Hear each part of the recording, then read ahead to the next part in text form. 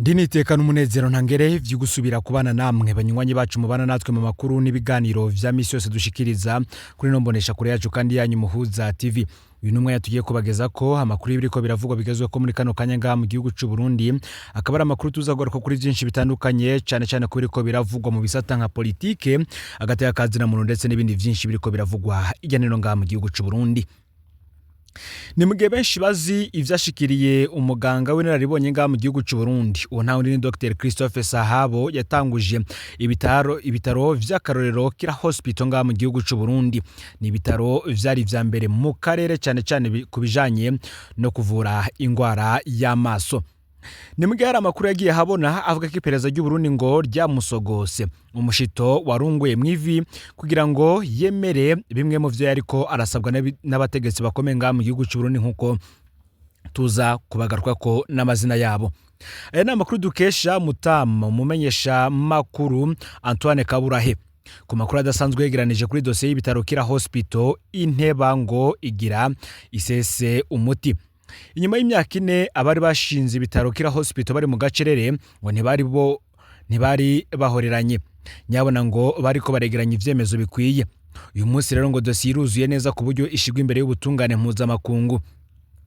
Abanyamitahe bashimye kwitura sentare International Center of Settlement of Investment Disputes Bank. Iyi sentare ngo kandi nayo ikaba isanzwe ifatanye ni banki y'isi yose Banque Mondiale, ikaba yibanda cyane ku gutatura amatati aba hagati y'abanyamitahe b'abanyamahanga n'amareta atandukanye. Nkuko vyatangajwe na Antoine Kaburahe, ngo Dr Jean David Pierrot kw'izina ry'ishiramwe Swissmed yamubwiye ati: inyuma yo gutegereza imyaka 4 inyishu yumvikana tugahebura, nta kindi gisigaye atari ukwitura ubutungane mpuzamakungu kugira ngo uburenganzira bwacu bwubahirizwe kandi dutungaririzwe. Benshi ngo iperereza SNL ryasogose ro muganga Christophe Sahabo mu gihe tuwokeje mwivi. Bamwe bati iyi sede nahubwo ni gihenomu. Muganga Christophe Sahabo ngo yarabonye aho urupfu rwotera izuba. Ivyo yakorewe ntazina tworonka tuvyita mu Burundi, ariko twobigeranya n'ibindi bisa n'ivyo byo bikorerwa ngo ku kirimba kwa shetani, nkuko benshi mu basesangura amakuru kandi bakora kuri byinshi ku biganiro vya politiki ubwabo babisesangura. Reka tugaruke rero kw'idonido ry'ukungene Dr Christophe Sahabo yaturijwe umugeto mwokeje mwivi. Kwivi ryo ku kuguru kw'iburyo niho muganga Sahabo yaturijwe umugeto wokeje. Nkuko amakuru abivuga, tweduretse kubabwira inkuru iteye agahinda niyo twari dutanguye ivuga ukungene Dr Christophe Sahabo yemejwe ivyo atemera akoreshejwe umugeto wokeje. Aya makuru aherutse gushirwa habona nkuko twabigarutse ko n'umumenyesha makuru Antoine Kabura asanzwe ari we yatanguje ikinyamakuru Groupe de Presse Iwacu. Antoine Kabura akavuga ko aya makuru kandi ibanga yahawe n'umwe mu bakozi bo ku cicaro gikuru c'iperereza Bujumbura hafi ya Cathedrale Regina Mundi, aho Christophe Sahabo yaboneye aho urupfu rwotera izuba.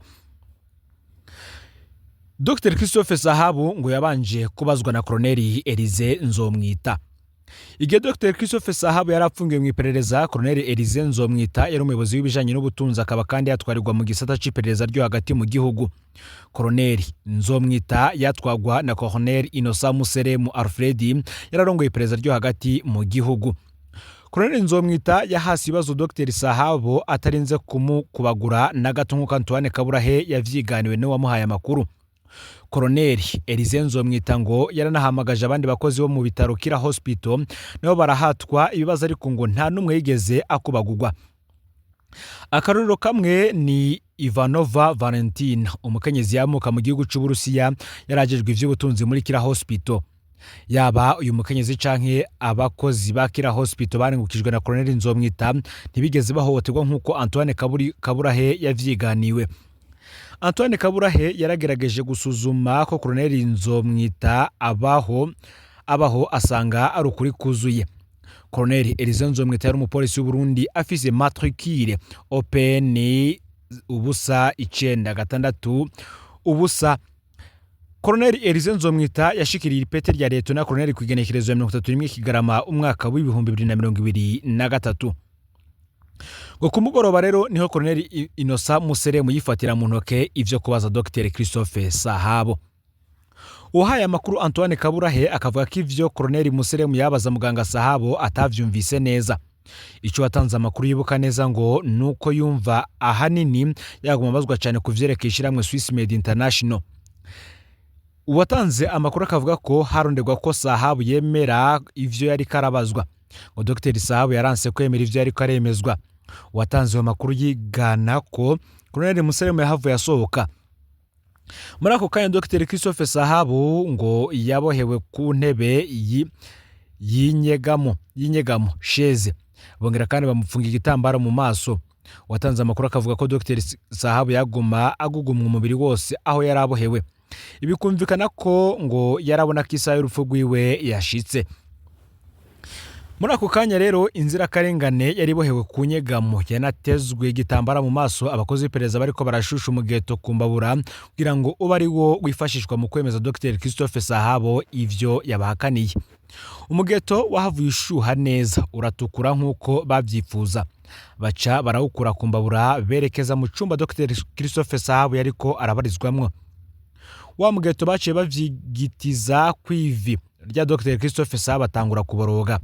Mu gihe ari karaboroga, abakozi b'iperereza bamukankabira bamubwira ko iyo ari imponjo. Iyo yari imponjo. Bamubwira ko ari hamwe atokwemera ivyo bipfuza kuja kumubaza baja kumubaza gusumbuka ariko arababara muri ako kanya. Dr Sahabu yabwiye ko mu kanya n'ibindi bihimba vy'umubiri biza gushikirwa. Muganga Sahabu yaciye ashacoba abona kwemera ivyo bipfuza adasubira kuvyanka. Dr Sahabu yahavuye asubizwa mu gasho ahejeje kwemera ivyo bipfuza, ngo yatambuka nabi ivyanka. Antoine Kabura akavuga ko Dr Christophe Sahabu yarara mu cumba ca VIP. Ni icumba ngo kiba kirimwo amazi n'ubwiherero indani. Dr Christophe Sahabu yarara ku kirago kandi nta gitanda cari gihari. Umumenyesha makuru Antoine Kaburahe akavuga ko yabajije wamuhaye amakuru ico tuma yizera ko amakuru amuhaye atari ibinyoma. Wamuhaye amakuru yamwishuye ati: ibikomere ndazi biracaboneka, urazogenda wihera akajisho. Ivi ryaturijwe mu geto keje ngo niryo kuguguru kw'iburyo. Nimwe kandi hari n'ibindi byinshi biriko biravugwa ku ntahe zo muzungu Dr David Perrault yarahagarariye ishiramwe Swiss Med International. Nimwe kandi binavuga ko hari dosiye yo bigiye gushikirizwa sentare mpuzamakungu cyane cyane itatura amatati ari hagati y'abanyamitahe ndetse n'abategetsi batandukanye bo muri ivyo bihugu baba barashoyemwe imitahe kugira ngo barabe ko botunganirizwa ishiramwe Swiss Med International igasubizwa imitahe yaryo. Kandi nanone muganga Christophe Sahabu nawe arekugwa nk'uko bivugwa. Nimugiye kandi aya mabanga yavuzwe n'umumenyesha makuru Antoine Kaburahe kuri Dr Christophe Sahabu na Kira Hospital ateye agahinda cyane. Nkuko twabivuze yabishikirije ku rubuga rwe rwa X. Abatangaje amakuru ateye ubwoba kwikubagurwa ryagahombera mu rya kure Dr Christophe Sahabu. Muri iyo nkuru kandi yanamenyesheje ko umuzungu Dr David Perrault yamubwiyeho ko aho bukera bitwarira leta y'u Burundi muri sentare mpuzamakungu. Kuva ubutegetsi bwa Ndayishimiye bufata ingingo yo kunyaga urukoma amazi bitaro Kira Hospital, Dr Jean David Perrault yasirukira ishiramwe Swiss Med International yaciye atahuka iwabo ubutakigaruka, aho hari mu ntango zandamukiza umwaka w'ibihumbi 2022. Dr Perrault yari yabanje guhagarikwa n'iperereza ry'u Burundi mu kiringo c'imisi 10, ategekwa gutera umukono ku mpapuro atazi n'ivyanditsweko. Yaciye rero yitahukira mu Busuwisi acara numa nk'uko vyiganwa na Antoine Kaburahe. Aho abanyonyezi babone ko David Perrault yamaze gutanga imihoho kandi akaba ataca kivuga, abanyonyezi ngo bakaba bari baramaze no gucokeza Dr Christophe Sahabu mu buroko, ngo baciye birya kara ko ico bashaka gushika ko bagishitseko.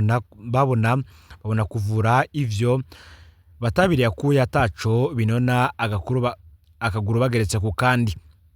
Antoine Kaburahe yandika ko abari bibaza ko iyo dosiye yaheze bafise amakuru make ku gihugu ca Suisse. Kaburahe agereranya abanyasuisse n'abagamba, ngo kurya abagamba bagofere ni nako kandi n'abanyasuisse bagofera. Nkuko Antoine Kaburahe abandanya vyigana agira ati: mu gihe c'imyaka 4 mu gacerere ntangere ishiramwe Swiss Med ryari ko ritegura dosiye, nta matangazo yigeze aca mu binyamakuru, ahubwo bagumiye ku gikorwa bagitondeka neza banagishira ku gihe. Ubu rero ishiramwe Swiss Med ryari sanzwe ari ryo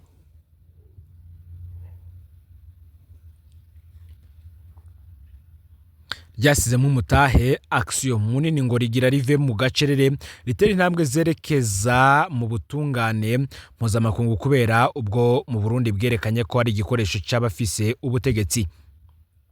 Antoine Kaburahe rero aribaza ingene igihugu gifise ibwirizwa shingiro rishira Imana imbere gisogota imigeto abantu. Antoine Kaburahe amera nk'ugereranya ibibera harya muri Regina Mundi niba biriko bibera harya hafi y'icicaro c'iperereza. Aratangara cyane kukungene haba hariko haherezwa inkuka y'imisa kuri Regina Mundi mu gihe hirya yaho gato atari kure cyane naho umugeto warunguye uburi kurinjizwa atakinya mu nyama z'inzira karengane nka muganga Christophe Sahabo. Antoine Kaburahe agira ko kandi avuga ko yuka amajambo Muhisi Nelson Mandela yavugiye mu mpimba aho yagendera Burundi mu mwaka w'ibihumbi 2000.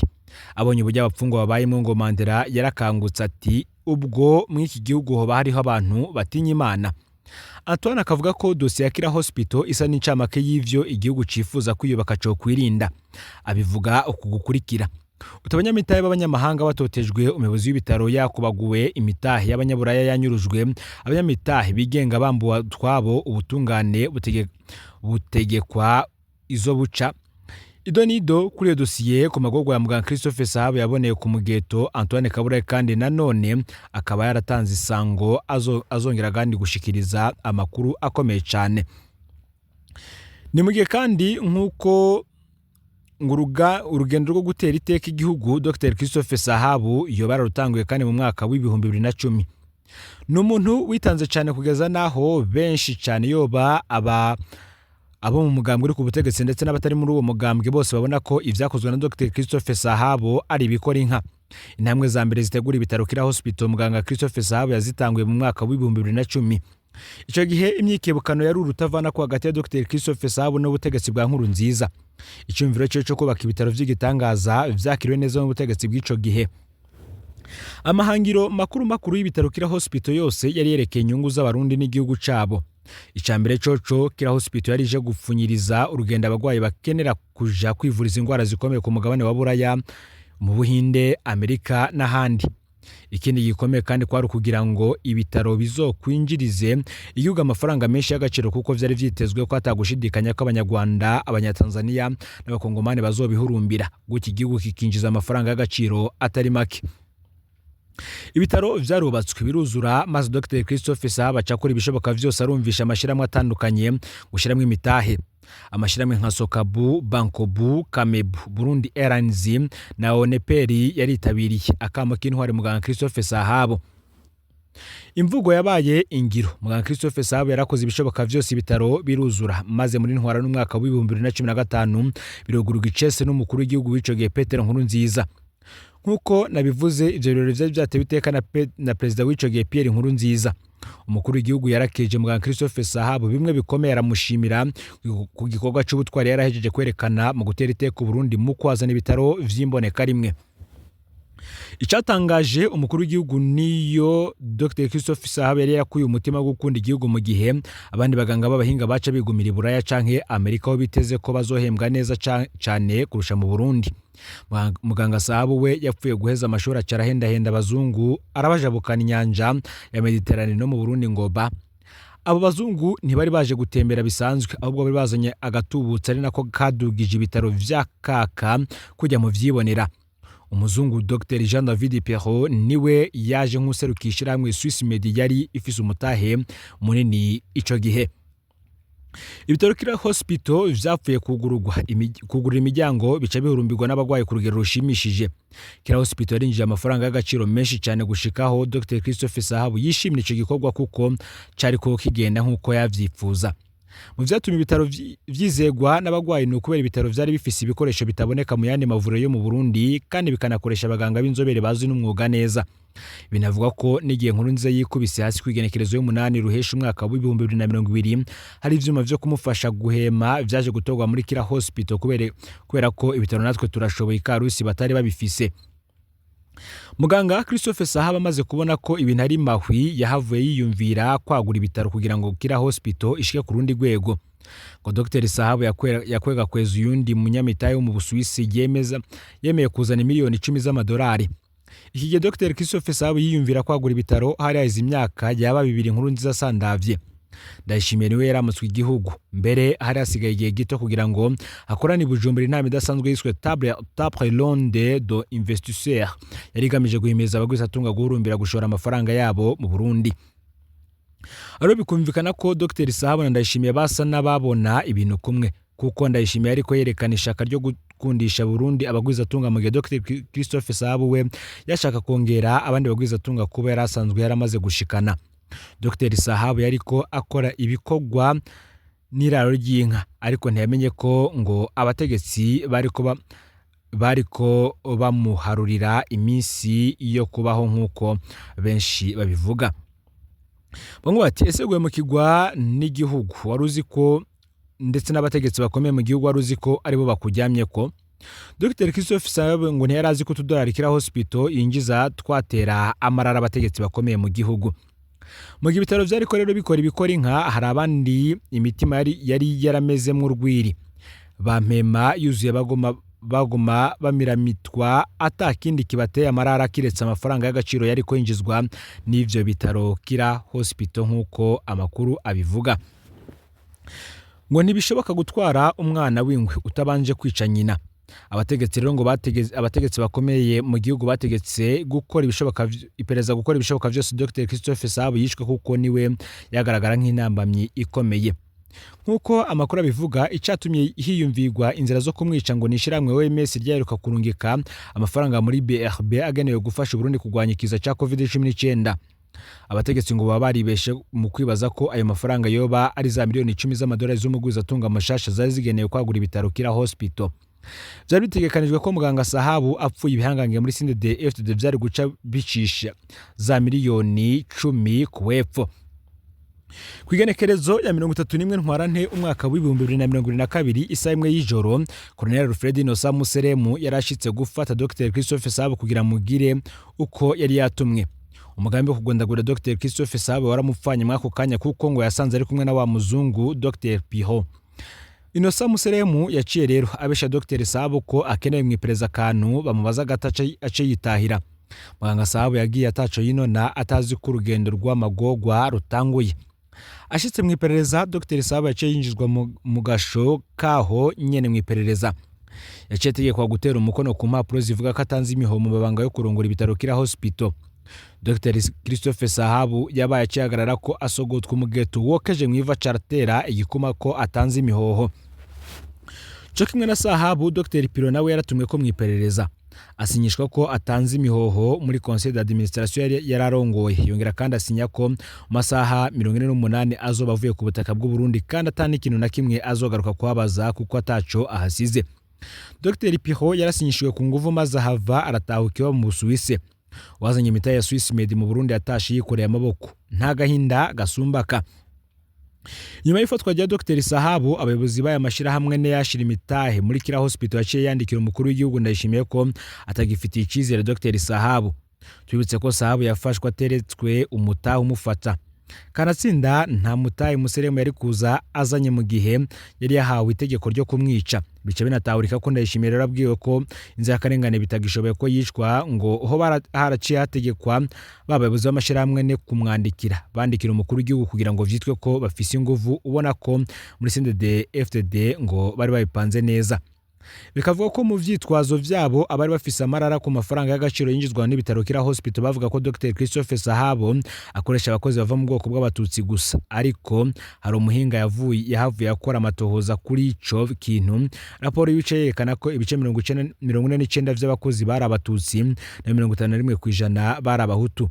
Raporo ikongera ikavuga ko mu rwego nshinga-ntwaro naho umututsi yari umwe, Rudende ariwe Dr Christophe Sahabu.